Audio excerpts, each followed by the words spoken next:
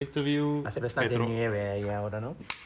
Pedro, tell us about your first day on the RC16 at Valencia. It must have been a whole world of discovery. We've seen some interesting MotoGP videos about it.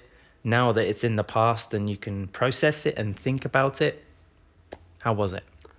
Was quite nice. Was quite nice. At the end, first day in a MotoGP, first day in a big MotoGP team with many people from the factory around for this.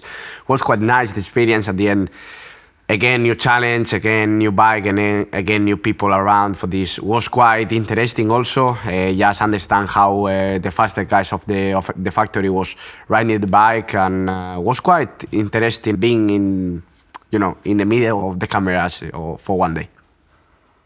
What were the big surprises of riding a MotoGP bike for the first time?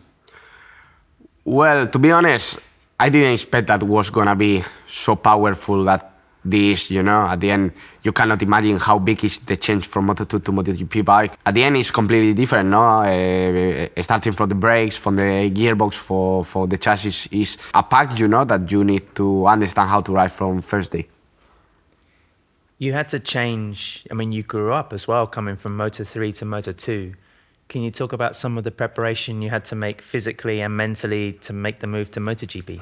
MotoGP bike, I think, is much more physical than Moto2 bike. At the end, we tried just to take a little bit more muscle, try to grow up a little bit in this area and improve again the cardio. That was one of my tricky points, I think. But also it's true that everyone in the factory and also from Red Bull are helping us for make the step a little bit easier for this. Was quite tough to do it, but I think are making good steps. One big learning as well this year will be 44 races instead of just 22. That's another concept for you physically and mentally to get ready for, right? Yeah, the concept of 44 races are quite difficult, for a rider with stress, pressure, and these things. But at the end, I think for us are gonna be good to have this time on the bike, have more session during a weekend, and can spend more time on the bike to can understand how to ride the bike, depend of the condition and depend of the track. After 2 titles in 3 years, many people are saying you're the next superstar of the sport. How do you handle those comments, that attention, that fuss around you? I don't know. I try to don't think about it. I just try to think in myself. It's true that from the experience that I take in 2022, I learned that it was quite difficult to manage this pressure for this. I take all the experience I take it this year just for don't get stressed, for don't listen to people around and just be focused in racing. That is the important thing at the moment. Sometimes do you have moments to reflect? If I take you back to your days winning races in the Red Bull Rookies MotoGP Cup, are you surprised by the speed in which you've arrived to MotoGP and the success you've had?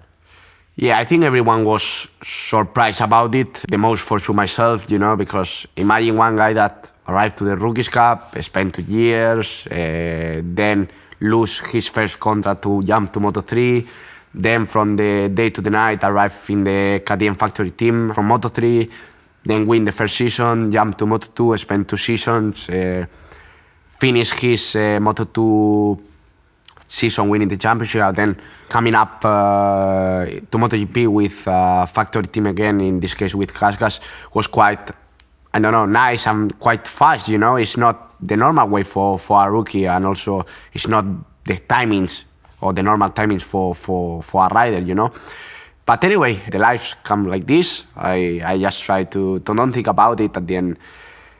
Many things can happen now, but it's true that the Rookies Cup give me everything to can approach these years and to can manage myself also in the difficult moments.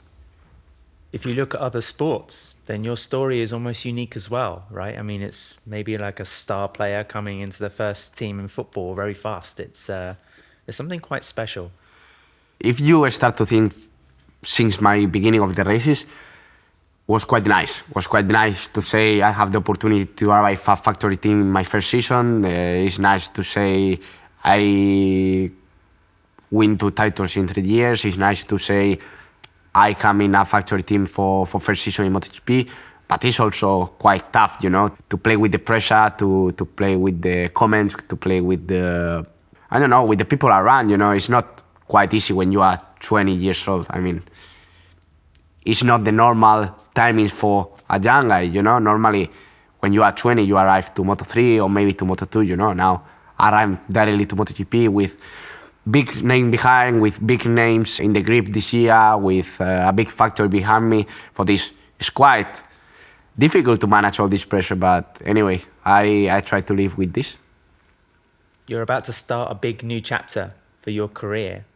By the end of this season, what will you be happy with? What will you say, okay, we did well in this way? I don't think about the result at the moment. I mean, I just jumped one day on the bike and it's not time enough to talk about result or to talk about targets because it's not realistic at the moment, you know, for this.